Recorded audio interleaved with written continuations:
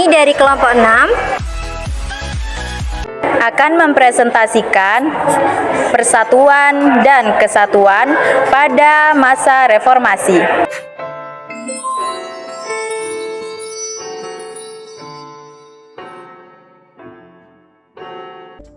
Masa reformasi periode 21 Mei 1998 sampai sekarang. Masa reformasi adalah masa berakhirnya pemerintahan masa Orde Baru. Masa reformasi dimulai pada tanggal 21 Mei 1998 saat Presiden Soeharto mengundurkan diri dan digantikan oleh wakilnya Presiden Habibie. Latar belakang masa reformasi. Mundurnya Presiden Soeharto dilatar belakangi krisis moneter sejak 1997. Kondisi ekonomi Indonesia pada saat itu tengah sangat melemah dan merosot sehingga menimbulkan ketidakpuasan masyarakat. Ketidakpuasan ini kemudian semakin membesar dan memicu terjadinya demonstrasi besar-besaran yang dilakukan oleh berbagai aksi mahasiswa di wilayah Indonesia. Kerusuhan-kerusuhan terjadi hampir di setiap daerah di Indonesia. Dari luar negeri, Amerika Serikat secara terbuka meminta agar Soeharto mengundurkan diri dari jabatan sebagai presiden. Sedangkan dari dalam negeri terjadinya gerakan mahasiswa yang turun ke jalan menuntut agar Soeharto lengser dari jabatannya. Kepemimpinan Soeharto semakin menjadi sorotan sejak terjadinya tragedi Trisakti pada 12 Mei 1998 di mana 4 mahasiswa tertembak mati dan memicu kerusuhan pada 1998 sehari kemudian. Pada 21 Mei 1998 di Istana Merdeka, Presiden Soeharto secara resmi menyatakan dirinya berhenti menjabat sebagai Presiden Indonesia. Melalui UUD 1985 pasal 8, Soeharto segera mengatur agar Wakil Presiden B.J. Habibie disumpah untuk menjadi pengganti di hadapan Mahkamah Agung. Faktor penyebab terjadinya reformasi. 1. Banyaknya korupsi, kolusi, nepotisme di kalangan pejabat pemerintah membuat rakyat tidak percaya lagi kepada pemerintahan Orde Baru. 2.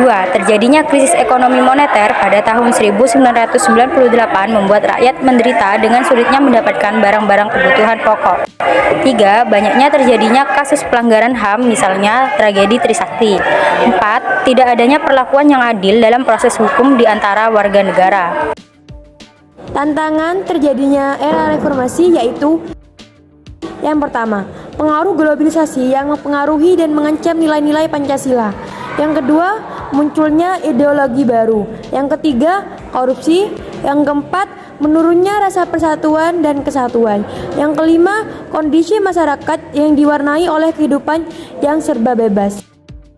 Perubahan Undang-Undang Dasar 1945 atau amandemen. Di masa reformasi, Undang-Undang Dasar 1945 mengalami 4 kali amandemen pada tahun 1999, 2000, 2001, dan 2002. Amandemen 1 Sidang Umum MPR pada tahun 1999. Amandemen 2 Sidang Umum MPR pada tahun 2000. Amandemen 3 Sidang Umum MPR pada tahun 2021. Amandemen 4 Sidang Umum MPR pada tahun 2002. Salah satu poin terpenting amandemen Undang-Undang Dasar 1945 adalah membatasi masa jabatan Presiden dan Wakil Presiden. Amandemen Undang-Undang Dasar 1945 terhadap pasal 7 menyebutkan bahwa Presiden dan Wakil Presiden memegang jabatan selama 5 tahun dan sesudahnya dapat dipilih kembali dalam jabatan yang sama hanya untuk 1 kali masa jabatan. Amandemen ini membatasi masa kekuasaan Presiden menjadi hanya 10 tahun. Presiden-presiden di era reformasi. Baharudin Yusuf Habibie. Periode pemerintahan B.J. Habibie dikenal sebagai masa transisi dari krisis ekonomi ke proses pemulihan. Pada masa ini, pemerintah menerapkan reformasi kebijakan ekonomi di sejumlah sektor guna memulihkan kepercayaan publik yang merosot akibat krisis moneter. Abdurrahman Wahid. Saat pemerintahan Presiden Abdurrahman Wahid atau dikenal dengan Gus Dur, kondisi ekonomi menghadapi tantangan karena terganggunya hubungan pemerintah dengan DPR dan IMF. Akibatnya, sejumlah indikator ekonomi kembali melemah. Megawati Soekarno Putri. Era Presiden Megawati Soekarno Putri ditandai dengan berakhirnya program reformasi kerja dengan IMF pada Desember 2003 yang mencakup sejumlah sektor. Susilo Bambang Yudhoyono. Masa pemerintahan Presiden Susilo Bambang Yudhoyono sempat mendapatkan berkah lonjakan harga komoditas pemerintahannya. Ekonomi Indonesia di tangan SBY menghadapi krisis global pada 2008, menyebabkan tata ekonomi dunia berubah termasuk berdampak ke Indonesia. Imbasnya, pasar keuangan dan sektor real. Melalui subsidi energi yang besar, pemerintahan SBY berupaya menjaga laju inflasi. Joko Widodo.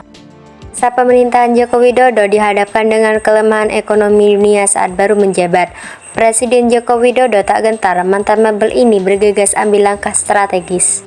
Dengan gerakan Indonesia Maju, reformasi ekonomi kembali stabil. Segala pembangunan untuk Indonesia Maju telah dilakukannya, namun di tahun 2019, Indonesia terserang virus corona yang menyebabkan keadaan ekonomi kembali merosot.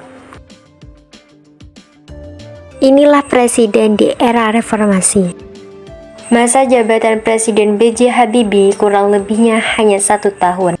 Masa jabatan Presiden Gus Dur dari tahun 1999 sampai 2001. Dan masa jabatan Presiden Megawati Soekarno Putri adalah 1 periode, yaitu dari tahun 2021 sampai 2004. Masa jabatan Presiden SBY adalah 2 periode, yaitu dari tahun 2004 sampai 2014. Dan masa kepemerintahan Presiden Jokowi yaitu dari tahun 2014 sampai sekarang. Dampak terjadinya masa reformasi. Dampak positif. 1. Adanya kebebasan untuk menyampaikan aspirasi dan kritik pada pemerintah. 2. Adanya pembatasan masa jabatan presiden. 3. Indonesia menjadi lebih terbuka terhadap dunia internasional. Dampak negatif. 1. Melemahnya politik di Indonesia karena banyak yang menyalahartikan demokrasi. 2. Kerusuhan sering terjadi di masyarakat. 3. Etika rakyat semakin menurun. Tujuan terjadinya pada masa reformasi.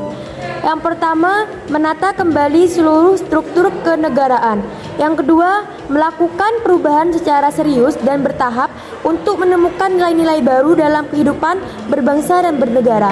Yang ketiga, menghapus dan menghilangkan cara-cara hidup dan kebiasaan dalam bermasyarakat bangsa yang tidak sesuai lagi dengan tuntunan reformasi.